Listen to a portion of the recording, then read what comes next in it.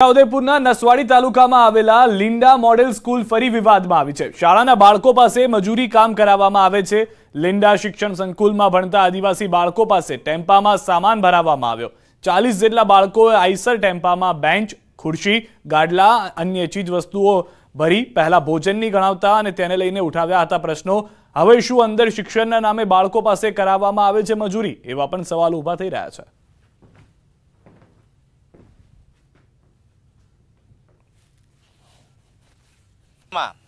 અમારા આદિવાસી વિસ્તારના જે બાળકો જે ભણે છે એમના થકી જે કેસરપુરા જે સ્કૂલ ચાલુ થઈ છે એના બે ટેમ્પા બેન્ચીસોથી પછી ખુરશી બધું ભરવામાં આવે છે।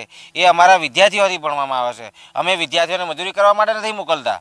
અમે અમારા વિદ્યાર્થીઓને અમારા આદિવાસી વિસ્તારનું નામ રોશન કરે એના માટે અમે ભણવા માટે અમારા વિદ્યાર્થીઓને મોકલીએ। તો આજે મજૂરી કરાવે છે અમારા વિદ્યાર્થીઓને।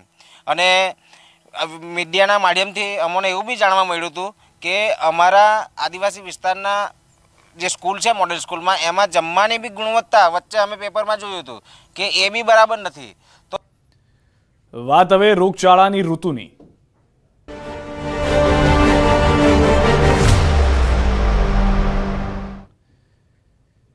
બેવડી ઋતુનો માર રોગચાળાનો કેર વધ્યો છે। સવારે ઠંડી, બપોરે ગરમીએ રોગચાળો વકર્યો છે। અમદાવાદમાં પાણીજન્ય કેસમાં નોંધપાત્ર વધારો થયો છે। 11મી ફેબ્રુઆરી સુધીમાં ઝાડા ઉલટીના 147 કેસ, ટાઇફોઇડના 98, કમળાના 56, કોલેરાના 1 કેસ નોંધાયો છે। શહેરમાં પાણીના 9 સેમ્પલ અનફિટ આવ્યા છે। જાહેર કરાયા બેવડી ઋતુમાં મચ્છરજન્ય રોગમાં પણ વધારો થયો છે। ડેન્ગ્યુના 8, મેલેરિયાનો 1 કેસ નોંધાયો છે।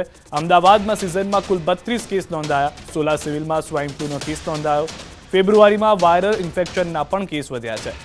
પહેલા અઠવાડિયે 1215, બીજા અઠવાડિયે 1336 કેસ, જનરલ ઓપીડીમાં 10%, બાળકોમાં 25% દાખલ થયા હોવાની જાણકારી છે।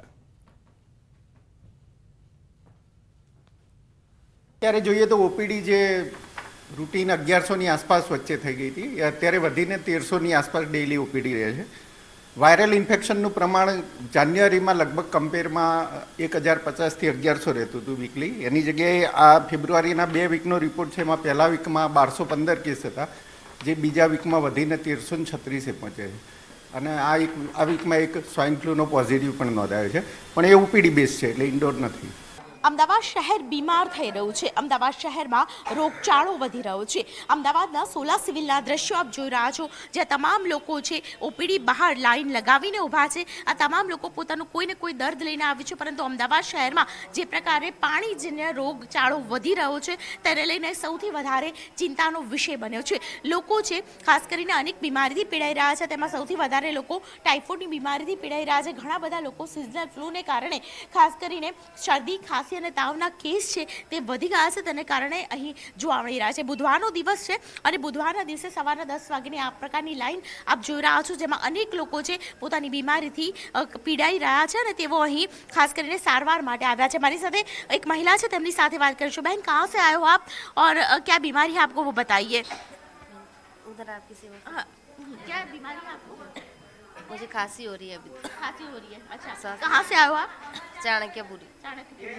क्या कितने दिन से ये खांसी का बीमारी है? क्या बोल रहे क्या बोल रहे कितने दिनों से है ये बीमारी?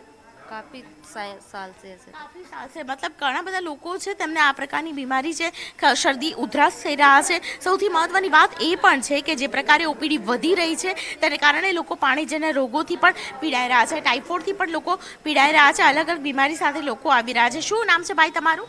પ્રેમ ચાવડા। અચ્છા, કઈ બીમારી સાથે અહીં સારવાર માટે આવ્યા છો? એ તાવનો બીમારી। તાવ છે? અચ્છા, ક્યાં રહે છો તમે? અહીં થલતે ચોકડી। થલતે ચોકડી રહો છો? પરિવારમાં બધાને જ છે? ના। અચ્છા, આસપાસના વિસ્તારની અંદર ઘણા બધા લોકો હશે, પડોશીઓને કેવું કંઈ ખરું આઈડિયા કોઈ ખરું? બધા તો બીમાર પડે હો। બીમાર પડે છે? બીમાર પડે છે અમદાવાદ, અને તેને કારણે અહીં અમદાવાદીઓ છે તેઓએ સાવચેત રહેવાની પણ ખૂબ જ જરૂર પડી છે, કારણ કે જે પ્રકારે અમદાવાદમાં પાણીજન્ય કેસ વધી રહ્યા છે, સિઝનલ ફ્લૂના કેસ વધી રહ્યા છે અને ગરમી વધી રહી છે, તેને લઈને ખાસ કરીને આજે બેવડી ઋતુનો અહેસાસ લોકોને થઈ રહ્યો છે તે ક્યાંક ને ક્યાંક લોકોને રોગના ભોગ બનાવી રહ્યું છે। કેમેરા પર્સન નિલેશ સોસા સાથે દીપિકા કુમાર, ન્યૂઝ 18 ગુજરાતી, અમદાવાદ।